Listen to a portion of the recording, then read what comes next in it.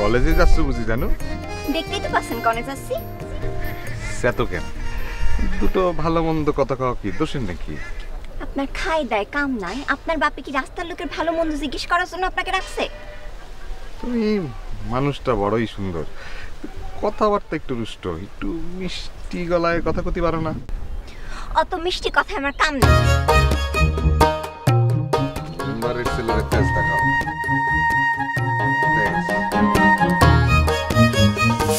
ও নানা, বাড়িতে কেউ আছে নাকি? বাড়িতে তো কেউ নাই। জানি আমি বাচ্চা। ও উনি তখন বাড়িতে নাই। গলাটা শুকায় গেছে, একটু যদি পানি খাওয়াতে পারতেন। বসেন।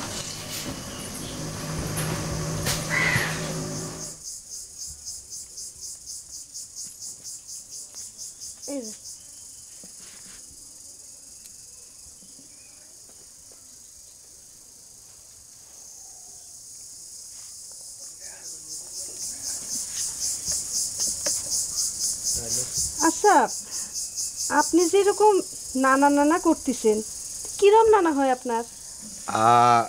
বুঝাই করছি, আমার মায়ের সৎ বাবার খালাতো বোনের সাথে ব্যাপারী সাহেবের ফুফাতো ভাইয়ের বিয়ে হয়েছিল। নানার সৎ ভাই মানে তো নানা, সেই নানার খালাতো বোনের হাজবেন্ড সেও তো নানা, সেই নানার মামাতো ভাই হচ্ছে ব্যাপারী। কোন সূত্রানুসারে কত কাছের নানা।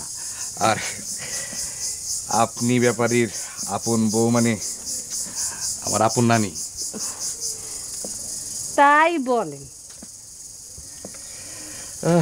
কষ্ট লাগে যখন আপন লোক পরের মতো আচরণ করে। কষ্টের কথা বলবেন না নাতি, কত কষ্ট যে আমি করেছি।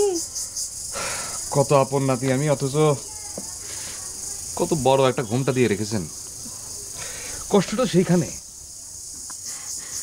একটা কথা কব? কি যে কন্যানি, আপন নাতির সাথে কথা কতি আবার পারমিশন লাগে নাকি? একটা কেন, হাজারটা প্রশ্ন করবেন। আজকে নিয়ে আপনি পরপর 3 দিন আসলেন, কিন্তু 3 দিনের একদিনও আপনি যখন বাসায় আসলেন তখন আপনার নানাও বাড়িতে নেই, জানুও বাড়িতে নেই। আপনি কি খোঁজ খবর নিয়ে আসেন নাকি? না, ওই সত্যি কথা হলো কি, ওই নতুন নানির চাঁদ মুখটা না দেখলে থাকতে পারি না। তাহলে পরে এক কাজ করেন, সন্ধ্যেবেলায় চলে আসেন, তখন আপনার নানা বাড়িতে থাকবে, তার সাথে দেখা হবে। আসা যাওয়া না থাকলে পারে আত্মীয় অনাত্মীয় হয়ে যায়। আর আমি হইতেছি গিয়ে আপনার নানার দ্বিতীয় পক্ষের স্ত্রী, অনেক দূরের আত্মীয়। ও মা, রাগ করেছেন? হ্যাঁ, কই না। ঠিক আছে, আপনার নানা বাড়ি আসলে পরে আমি বলবো না আপনার কথা। না, ব্যাপারে কিছু করতে হবে না, আমি আসি।